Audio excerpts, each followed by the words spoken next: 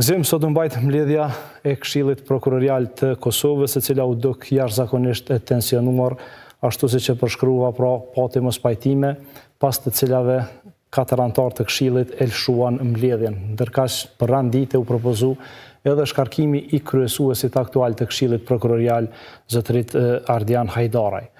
Çka po ndodh në Këshill Prokurorial? Tash nëse e elaborojmë se çfarë po ndodh në Këshill Prokurorial, kemi të bëjmë me efektet e para që pritet të jap reforma në Këshillin Prokurorial të Kosovës, që konsiston në reduktimin e numrit të antarëve prej 13 në 7.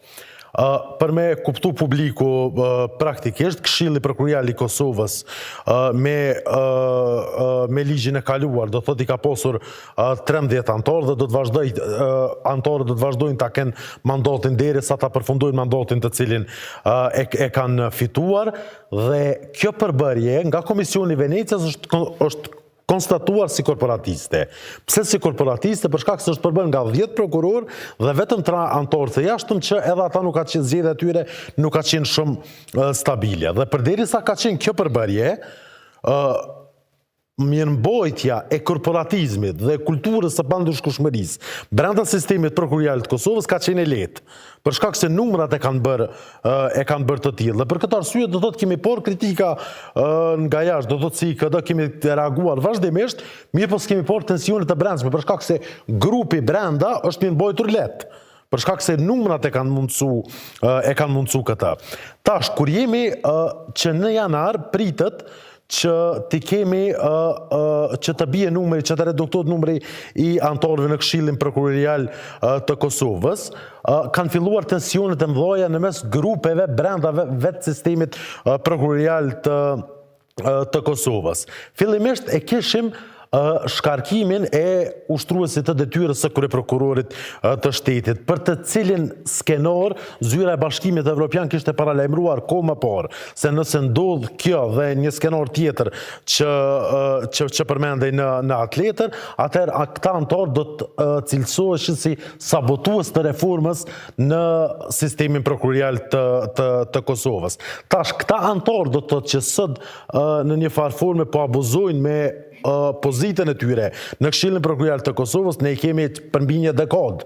Do thotë ne mbojmë mend njërin prej antarëve, për shembull Tazëm Zotri Jetesh Maloku, që ka qenë antar i një përbërje tjetër të Këshillit Prokurorial të Kosovës, ka qenë kryeprokuror, tash është antar përsëri, përkundër se ligji nuk e lejon e tjerë, dhe tash kur mbërrin në 7, është synimi që është synimi me dominu një grup i caktuar. Çfarë ndodhi në mbledhjen kur u shkarkua zotri Besim Kelmendi? Ndodhi se 5 antarë u larguan nga mbledhja e Këshillit Prokurorial të Kosovës, sipas ligjit kvorumi ishte 6, dhe përkundër kësaj, përkundër se ishte e qartë se kvorumi ishte 6, pa kvorum vendosën që ta shkarkojnë ushtruesin e detyrës së kryeprokurorit të shtetit. Për çfarë arsye ndodhi kjo? Siç mund të shihet edhe nga zhvillimet e sotshme, ndodhe që caktohet një ushtrues tjetër i detyrës dhe që ai ex officio të marrë pjesë në takimet e Këshillit Prokurorial të Kosovës dhe të bëhen 6.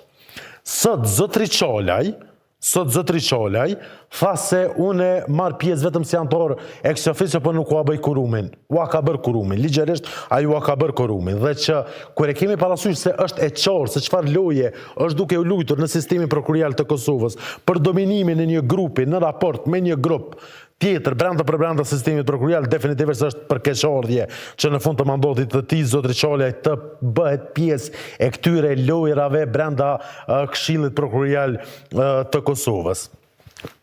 Është e thjeshtë sot me ditë se kush bën pjesë në cilin grup brenda antarëve të Këshillit Prokurorial të Kosovës.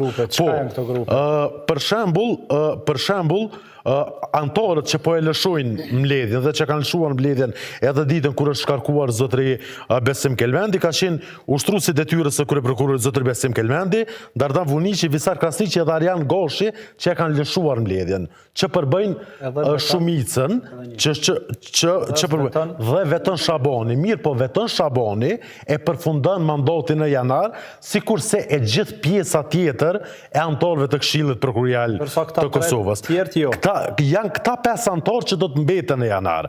Është Arjan Gashi, Visar Krasniqi, Dardan Vuniqi, Milot Krasniqi dhe ushtruesi i detyrës së kryeprokurorit të shtetit. Domethënë, këta mbeten në janar dhe një antare e re që është zgjedhur në bazë të një procesi që si IKD e kemi vlerësuar të rregull dhe transparent. Tash ku është lufta? Lufta është, do thotë që të përmbyset, tash nëse i shohim do thotë këta emra që po dalin nga takimi, ne e dim se janë oponent të grupit tjetër që janë duke marrë vendime si që është e vendimi pa quorum. Për shkak se do të mbeten Arjan Gashi, Visar Krasniqi, Dardan Vuniqi dhe ushtruesi i detyrës së kryeprokurorit të shtetit. Që vetëm këta do të thotë katër nga 7 e përbëjnë shumicën. Dhe ta çfarë tentohet të bëhet? Tentohet që të ndryshohet emri i kryeprokurorit të shtetit plus një vot, dhe po ashtu ka një presion shumë të madh që të anulohet zgjedhja e një antareje në Këshillin Prokurorial të Kosovës për shkak se edhe ajo bën një vot.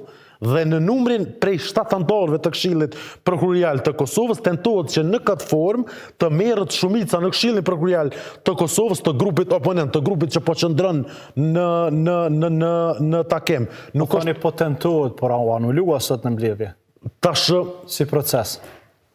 Çfarë ishte ajo? Çfarë ndodhi? Ajo tash nuk e di as çfarë ishte ajo, për shkak se rregulloria në rastin konkret është e qartë. Ka pasur një proces, ka pasur një proces të votimit. E para, ka pasur një proces të votimit. Për një antar të Këshillit Prokurorial të Kosovës, ku kanë votuar një numër jashtëzakonisht i madh i prokurorëve dhe ka fituar një kandidate. Prokurorët të gjitha prokurorive themelore. Në konferencën e përgjithshme vjetore të prokurorëve. Dhe tash, sipas rregullores, aty parashihet se kundër kandidatët polët e pakënaqura kanë të drejtën e ankesës në Këshillin Prokurorial të Kosovës. Dhe kjo e drejtë e ankesës është përdorur nga kundërkandidatja që ka qenë në rastin konkret dhe Këshilli Prokurorial i Kosovës e ka refuzuar ankesën.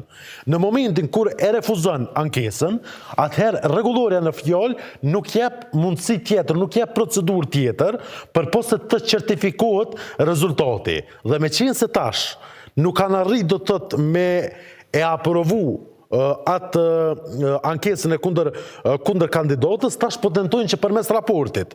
Dhe po thonë që nuk e kemi miratuar raportin. Pa marrë parasysh, raporti ka karakter informues se si ka shkuar i gjithë procesi që e informon antarët e Këshillit. Do të thotë është një lloj formaliteti për shkak se kuptohet që antarët e Këshillit kanë deklarativ, për shkak se kuptohet që antarët e Këshillit kanë qenë të njoftuar për procesin, për zhvillimet e tjera, mirë, por megjithatë paraqitet një raport që në mënyrë të detajuar tregon se si ka shkuar gjithë procesi, por përmes një raporti informues nuk mund të anulohet një proces i zgjedhjes së një kandidati kundër kandidatja së cilës ka bërë ankesë në Këshillin Prokurorial të Kosovës e cila ankesë është refuzuar. Mirë po e ritheksoj tash. Këto tash janë çështje për gjykatën dhe është e domosdoshme që gjykata sa më parë me vendos mos të përkohshme. Për shkak se gjitha këto mbledhje që po mbohen duke u siguruar quorumin, zotëria Agron Çolaj dhe fatkeqësisht duke thënë të pavërtetën në publik se nuk po asiguroj quorumin, ndërkash është duke siguruar quorumin në mbledhjet e Këshillit Prokurorial të Kosovës, definitivisht se ky këshill e ka humbur legjitimitetin dhe legalitetin në funksionimin e tij dhe që është e domosdoshme që sa më shpejt gjykata të vendos mos të përkohshme për të sqaruar gjitha këto situata.